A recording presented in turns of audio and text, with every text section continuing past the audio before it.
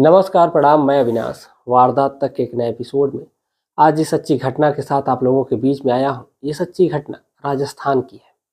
राजस्थान में एक जगह लगती है जोधपुर, और इसी जोधपुर में एक इलाका लगता है।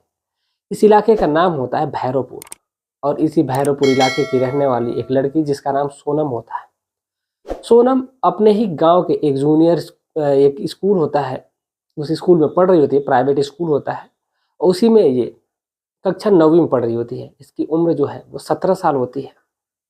उसके गांव के जस्ट एक पीछे गांव होता है, उस गांव में एक लड़का होता है जिसका नाम अनिल होता है।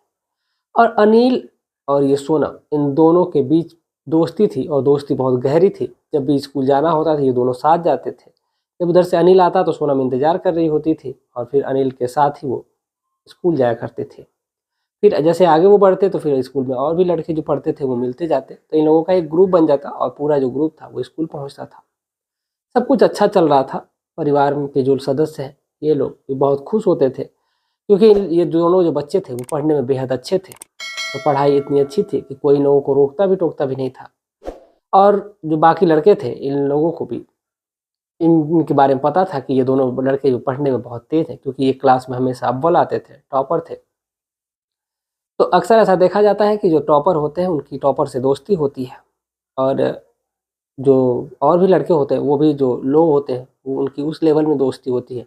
तो ऐसा मानना है कि सभी लोगों का अपने ही लेवल में दोस्ती होती है, और नीचे के भी लेवल में जो होते हैं, ऐसा नहीं है कि मैं ऐसा ये कह रहा हूँ कि जो टॉपर होते हैं वो लोअर से दोस्ती नहीं करते।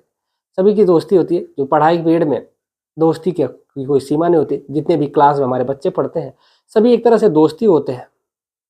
लेकिन जो अनिल और सोनम है, इन दोनों की दोस्ती ज़्यादा बढ़ती गई, और ये दोनों कब एक दूसरे से प्यार करने लगे इसका इन्हें अंदाज़ा ही नहीं था। अब ये दोनों जब उनसे प्यार करने लगते हैं एक दूसरे से, तो फिर एक दिन ये लोग प्लान बनाते हैं, और प्लान बनाने के तहत वो लोग सोचते हैं कि आज हम लोग स्कूल बंक मारेंगे, और फिर यहाँ से घूमने चलेंगे, और घूमने वो भी कहीं और नहीं बल्कि किसी होटल में चलेंगे। क्योंकि ये आए दिन चोरी छुप के एक दूसरे के साथ मिलते थे, और एक दूसरे के साथ वो समय बिताते थे। लेकिन अब वो चाहते थे कि वो एक किसी होटल में जाएं, और होटल में जा करके वहाँ पर समय बिताएं, ताकि वहाँ पर ना कोई बोलने वाला हो ना कोई रोकने वाला हो। वक्त गुजर रहा था, और ये दोनों जब स्कूल से पहुँचते हैं होटल के लिए, और होटल में एक कमरा बुक करते हैं, और कमरा बुक करने के बाद ये दोनों लड़का लड़की ये कह देते हैं कि यहाँ पर और भी दोस्त आएंगे, हम लोग पार्टी करने वाले हैं। तो वो कहता है कि होटल का जो मालिक होता है वो कहता है कि ठीक है। और जब ये लड़का और लड़की वक्त गुजर रहा था, लेकिन कोई लड़का और लड़की जब और नहीं आते हैं, ये दोनों कमरे में अंदर बैठे थे, और ये दोनों एक दूसरे के साथ शारीरिक संबंध बनाना शुरू कर देते हैं। वक्त गुजर रहा था, लेकिन जो होटल का जो मैनेजर होता है वो कहता है, उनको लगता है कि कहीं ना कहीं कुछ तो गड़बड़ है। और बाकी जो उसका स्टाफ था और भी जो स्टाफ के लोग थे उन लोगों को भी बताता है कि इस होटल में एक लड़का और लड़की आए हैं, वक्त गुजर रहा है, काफ़ी देर हो गई है, लेकिन वो दोनों अभी कमरे से बाहर नहीं आए हैं। ऐसा लग रहा है कि वो कुछ गलत कर रहे हैं। अब इसीलिए जो जाते हैं, वो जो मैनेजर है वो और बाकी जो और स्टाफ थे वो भी 2-3 लोग, यानी कि टोटल उस टाइम पे 4 लोग होते हैं उस होटल में। और चारों लोग पहुंचते हैं उस कमरे के पास, और दरवाज़ा खटखटाते हैं। तो जो लड़का होता है वो दरवाज़ा खोलता है, और वो भी बिना कपड़ों के होता है, एक टॉवल लपेटे हुए होता है। और लड़की उधर बिस्तर में ही अपने बदन को, यानी कि गर्दन तक वो बिस्तर से, यानी कि जो उसमें कंबल होता है उसी कंबल से ढकी रहती है। और जो मैनेजर होता है वो कहता है कि तुम दोनों तो कहते हैं यहाँ पे पार्टी होगी, लेकिन तुम दोनों तो यहाँ पे कुछ और ही कर रहे हो।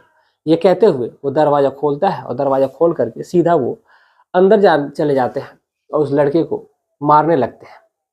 मारते पीटते उस लड़के को, लड़की चीख रही है, चिल्ला रही है कि उसको छोड़ दो, क्योंकि लड़की जो है वो अंदर से बाहर निकल नहीं पा रही थी, क्योंकि वो बिना कपड़ों के थी।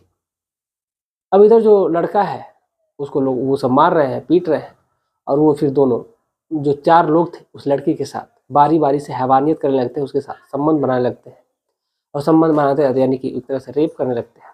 वक्त गुजर रहा था, और बारी बारी से ऐसे उस लड़की को और लड़के को, दोनों को वहीं पे वो बांध के रखते हैं, और जब भी उनका मन होता उस लड़की के साथ शारीरिक संबंध बनाते हैं। यानी कि 4 लोग थे, और वक्त के साथ साथ कब शाम हो जाती है पता ही नहीं चलता है, और रात होने लगती है। जब रात होती है तो फिर जो वो लड़का और लड़की है कमरे में बंद थे, लेकिन वो बचने की तरकीब निकालते हैं और होटल के पीछे एक खिड़की होती है और उसी खिड़की के रास्ते से वो निकल करके बाहर चले जाते हैं, बाहर कूद करके जाते हैं। फिर वहाँ से वो दोनों जैसे ही बाहर निकलते हैं तो फिर रात का मौसम था, रात का टाइम था और वहाँ पर और भी चारों तरफ सन्नाटा था। लेकिन जब वो लोग वहाँ से निकल के जा रहे थे लड़के और लड़की, तो फिर देखते हैं कि रास्ते में कुछ लोग जा रहे हैं। तो वो फिर जाते हैं और दो लोग थे, उन दोनों लोगों को सारी अपनी आप बीती बताते हैं। तो जो आदमी थे वो कहते हैं कि एक काम करो, रात बहुत ज़्यादा हो गई है। उस टाइम पे रात के लगभग 11 बज रहे होते हैं और रात के 11 बजे के टाइम ये लड़का और लड़की जब उनसे कहते हैं तो वो कहते हैं कि एक काम करो कि तुम लोग परेशान मत हो, एक काम करो कि आज हमारे यहाँ चल करके रुक जाओ, सुबह में चले जाना, क्योंकि युग ज़माना बहुत ख़राब है, इस वजह से तुम लोग चलो या फिर रात में तुम्हारे साथ कुछ भी हो सकता है। तो लड़के और लड़की को लगता है कि हाँ ये बात सही कह रहे हैं। अब इस वजह से वो लोग जो दोनों बच्चे थे उन आदमियों के साथ चले जाते हैं।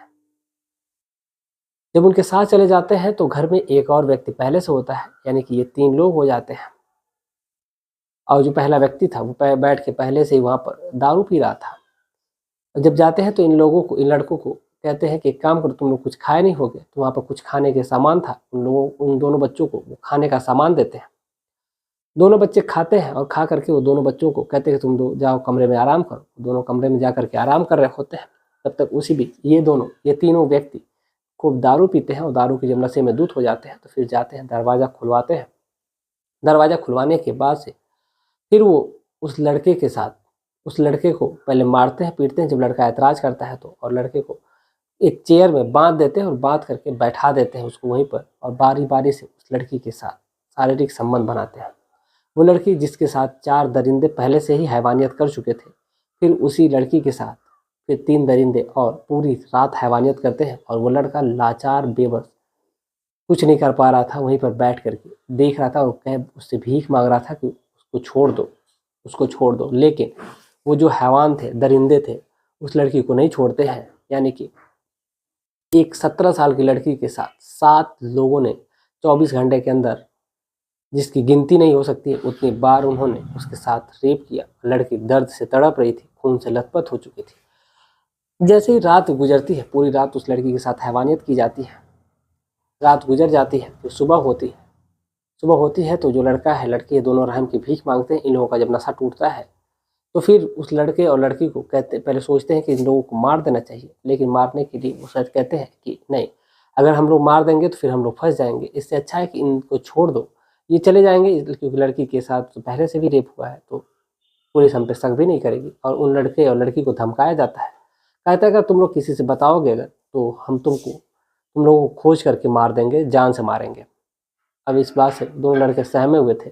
फिर वो वहाँ से निकलते हैं और निकल करके सीधा वहीं पर जो थाना होता है, भैरवपुर थाना होता है, वहीं पर थाने में पहुँचते हैं, नज़दीकी थाने पर पहुँचते हैं। और थाने पर पहुँच करके फिर वहाँ पर अपनी सारी आप बीती बताते हैं। इधर जो उसके लड़की के और लड़के के घर वाले हैं, ये दोनों के घर वालों को जब पता चलता है कि ये दोनों लड़के और लड़की स्कूल तो गए हैं लेकिन स्कूल तो पहुँचे ही नहीं हैं और बीच रास्ते से लापता हैं, तो उन लोगों की जब मुश्किलें बढ़ती हैं तो फिर वो थाने में एक रिपोर्ट लिखवा देते हैं। और रिपोर्ट लिखवाने के बाद उनसे जाँच की मांग करते हैं।